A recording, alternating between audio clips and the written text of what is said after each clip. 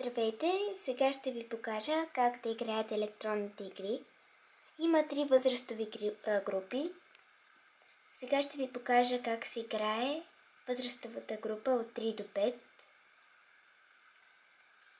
Избирате игра 1 и натискате играй. За по-малките, понеже не могат да четат, трябва да натиснете сирената. Кой зеленчук е коден и е оранжев на цвят? И тогава трябва да вземете картинката отдолу, те се редуват, вървят и да я сложите върху въпроса. И така се играе. Кой зеленчук е почти кръгъл и е изграден от плътно слепени зелени листа?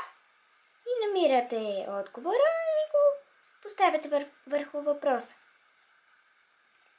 За по-малките с въпроси.